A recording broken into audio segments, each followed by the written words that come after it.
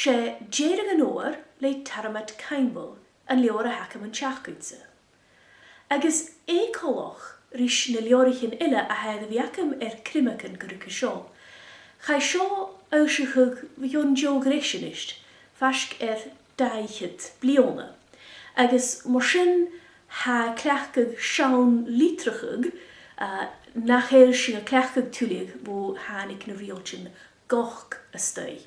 Mar sin ma ha se cleachtir is an litrachug úr stocha go bí se bh strí geharid an hoiseach le bhí lévag cúts genne rúna fachgal mar a haid an litrachug as a leor seo. Ach, ma chumas tú dul fasi tú cleachtir is go má lua agus is stíoche os sé leor áling a ha seo. Ha mi dolle lévag amach Criomagan vic.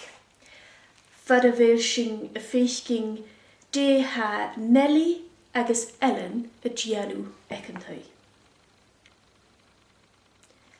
Van ús a híon go níostóide, falt agus frörk agus fiaclan ulag tost fianis a seo. Agus Ellen, char ó chleisnoch gro bha, cho bór is an talamh nuair a hocarag a héin.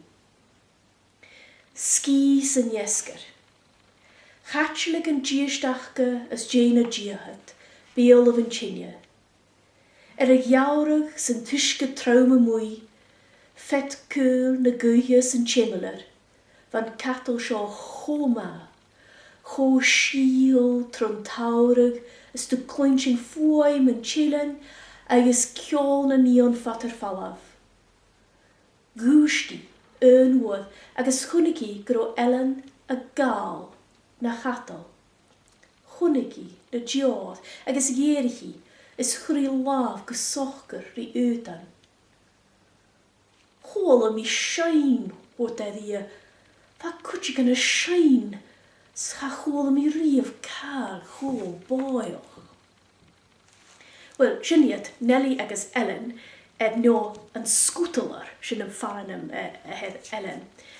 Sean cúpal agus ha nachpi ach go cúdeoch cynioch agus is siad an trúarachge an joing maierige ha furach an an skide imoloch agus get nach het a cwrmór an féim eth dynje van de tuv moei. Hij de nesimol cacha chéle, a brings a cynnichug agus a cynnichug na Sean laichen, eth na dynje a galaf, eth dynje as a tjolige nachge, agus eth shenachus na skide.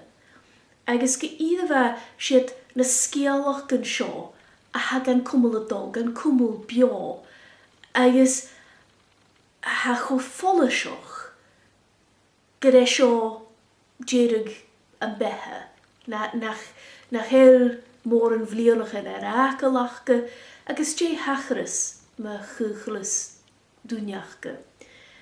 Sé an rúta as mú a chardrúm mar a leor seo, cho áling sa haid a scríbeg, ha rosk haramid chaimbal, díoch sonrichtje. Hanil a ghealig hag am hín ach tanna, ach ha biarstus agus doinoch kaint a chaimbalich, cho blaste agus súvór agus ha istioch Kaya seo leef mi seo bhún geogréis agus ha mi a leef a ríist gus a buringo leef a dhéanúir san a video seo. Agus hu corm smúni hu díoch dé cho más a ha an rosk a scríb caimbal as a leor seo. Is doch go bhfuil sibh eth seo lévag, is doch a bhún geogréisianist. Siach a caid a ríist chaning. Agus ma ha baralacah churing fáilte ar bechgan, agus ha min dochas mana heilsiú Deireadh an óir a lévag gun togsú seo agus go tosú súl or chaning go seo a misc na rútan as bóiche a lév mi riamh as a gaelig.